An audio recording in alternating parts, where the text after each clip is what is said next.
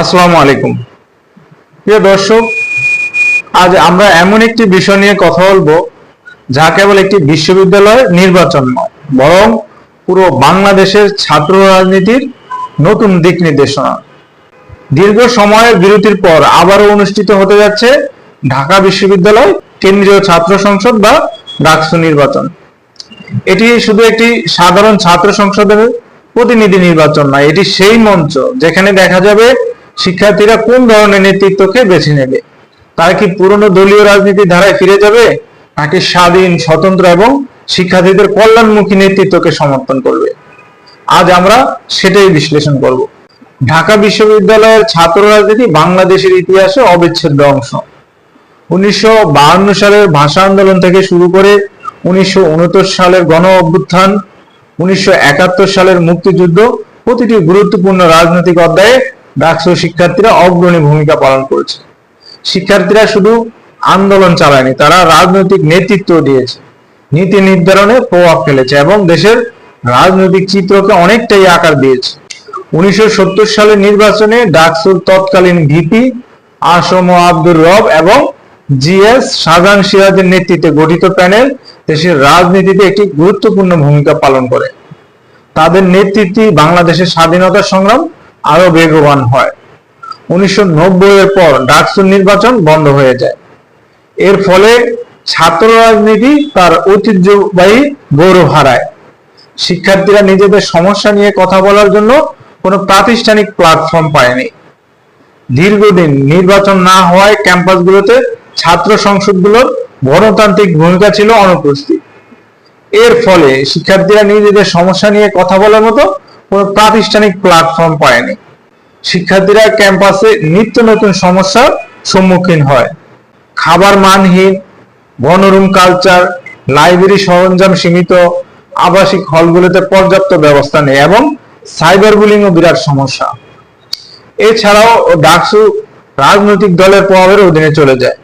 স্বাধীন ও স্বতন্ত্র ছাত্রদের কার্যক্রম অনেকাংশে সীমিত হয়ে পড়ে। এই দীর্ঘ বিরতি শিক্ষার্থীদের মধ্যে হতাশার সৃষ্টি করে এবং ছাত্র রাজনীতিকে একটি নিষ্ক্রিয় ও নিয়ন্ত্রিত কাঠামোর মধ্যে আটকে দেয়।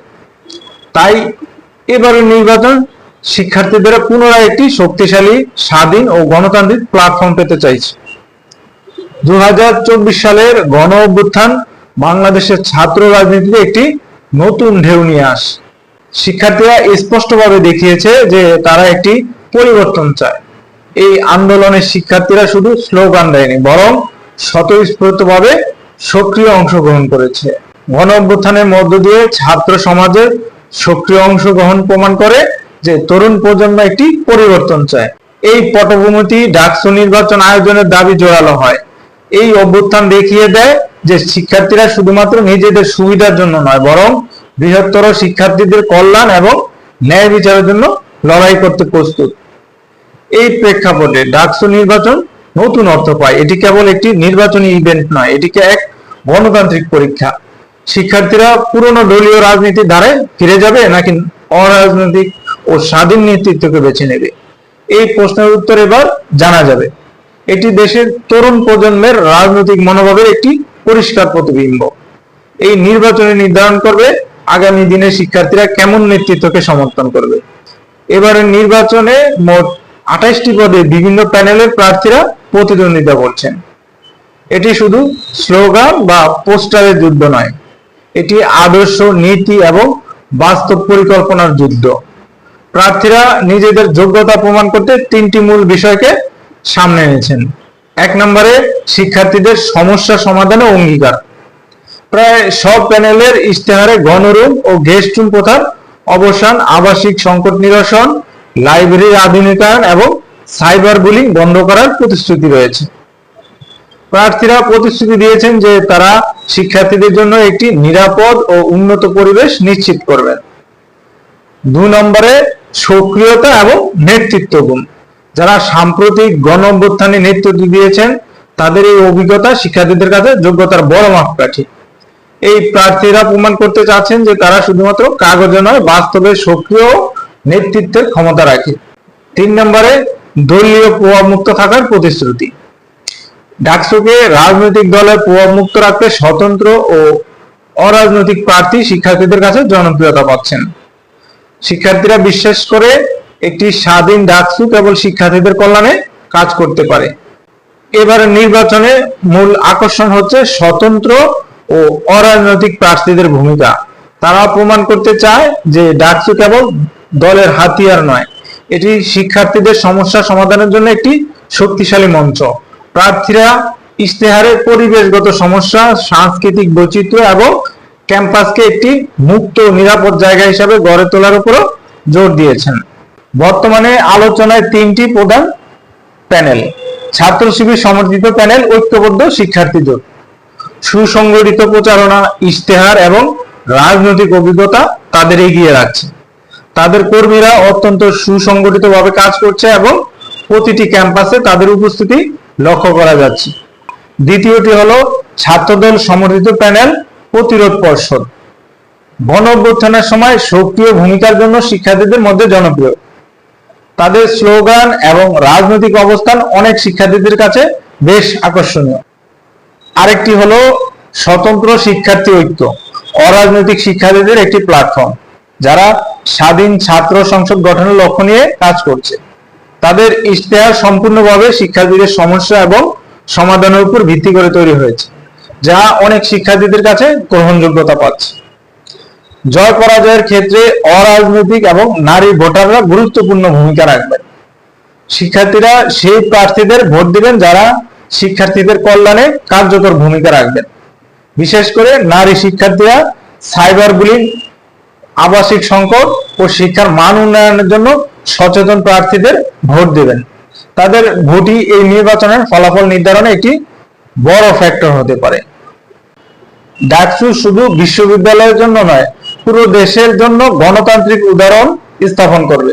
এটি শিক্ষার্থীদের জন্য একটি নতুন গণতান্ত্রিক অভিজ্ঞতা তৈরি করবে এবং তাদের মধ্যে রাজনৈতিক সচেতনতা বৃদ্ধি করবে। নির্বাচিত প্রতিনিধিরা প্রশাসনের সঙ্গে আলোচনা করে স্থায়ী সমাধান আনতে পারবে। এটি শিক্ষার্থীদের জীবনযাত্রার মান উন্নত করবে এবং তাদের পড়াশোনাও মনোযোগ দিতে সাহায্য করবে। লাইব্রেরি, গবেষণার সুযোগ ও শিক্ষার পরিবেশ উন্নয়ন। ডাকসু শিক্ষার্থীদের জন্য উন্নত মানের শিক্ষা এবং গবেষণার সুযোগ নিশ্চিত করার জন্য কাজ করবে। সব মতের শিক্ষার্থীদের জন্য শান্তিপূর্ণ পরিবেশ নিশ্চিত করতে পারবে।